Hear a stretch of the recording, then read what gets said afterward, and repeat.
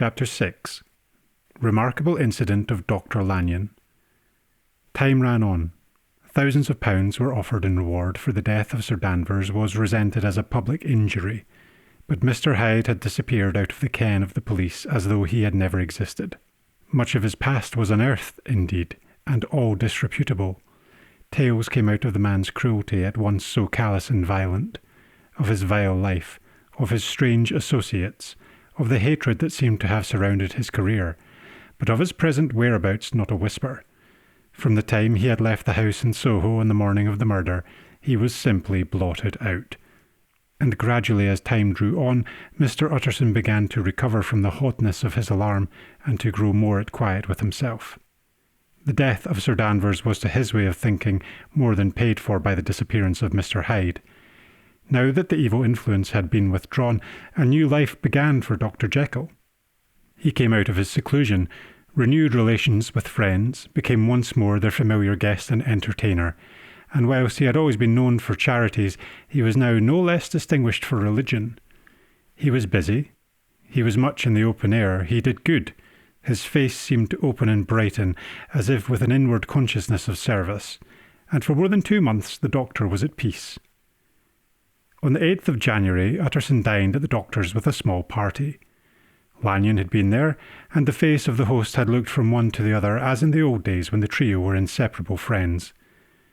On the 12th and again on the 14th the door was shut against the lawyer. The doctor was confined to the house, Poole said, and saw no one. On the 15th he tried again and was again refused, and having now been used for the last 2 months to see his friend almost daily, he found this return of solitude to weigh upon his spirits. The 5th night he had in guest to dine with him, and the 6th he betook himself to Doctor Lanyon's. There at least he was not denied admittance, but when he came in he was shocked at the change which had taken place in the doctor's appearance. He had his death warrant written legibly upon his face. The rosy man had grown pale, his flesh had fallen away. He was visibly balder and older, and yet it was not so much these tokens of a swift physical decay that arrested the lawyer's notice as a look in the eye and quality of manner that seemed to testify some deep-seated terror of the mind. It was unlikely that the doctor should fear death, and yet that's what Utterson was tempted to suspect. Yes, he thought, he is a doctor. He must know his own state and that his days are counted, and the knowledge is more than he can bear. And yet when Utterson remarked on his ill looks, it was with an air of great firmness that Lanyon declared himself a doomed man. "I have had a shock," he said, "and I shall never recover. It is a question of weeks. Well, life has been pleasant. I liked it. Yes, sir, I used to like it. I sometimes think if we knew all, we should be more glad to get away." "Jekyll is ill too," observed Utterson. "Have you seen him?" But Lanyon's face changed, and he held up a trembling hand. "I wish to see or hear no more of Dr. Jekyll," he said in a loud, unsteady voice. "I am quite done with that person, and I beg that you will spare me any allusion to one whom I regard as dead." "Tut, tut," said Mr. Utterson, and then after a considerable pause, "Can't I do anything?" he inquired. "We are 3 very old friends, Lanyon. We shall not live to make others." "Nothing can be done," returned Lanyon. "Ask himself." "He will not see me," said the lawyer. "I am not surprised at that," was the reply. "Some day, Utterson, after I am dead, you may perhaps come to learn the right and wrong of this. I cannot tell you. In the meantime, if you can sit and talk with me of other things, for God's sake, stay and do so. But if you cannot keep clear of this accursed topic, then in God's name go, for I cannot bear it." As soon as he got home, Utterson sat down and wrote to Jekyll complaining of his exclusion from the house, and asking the cause of this unhappy break with Lanyon, and the next day brought him a long answer, often very pathetically worded and sometimes darkly mysterious in drift. The quarrel with Lanyon was incurable. "I do not blame my old friend," Jekyll wrote, "but I share his view that we must never meet. I mean, from henceforth, to lead a life of extreme seclusion. You must not be surprised, nor must you doubt my friendship if my door is often shut even to you. You must suffer me to go my own dark way. I have brought on myself a punishment and a danger that I cannot name.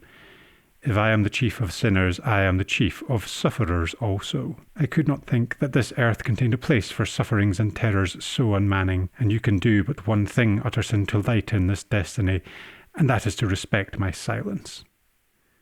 Utterson was amazed. The dark influence of Hyde had been withdrawn. The doctor had returned to his old tasks and amities. A week ago the prospect had smiled with every promise of a cheerful and an honoured age, and now in a moment friendship and peace of mind and the whole tenor of his life were wrecked. So great and unprepared a change pointed to madness, but in view of Lanyon's manner and words there must lie for it some deeper ground.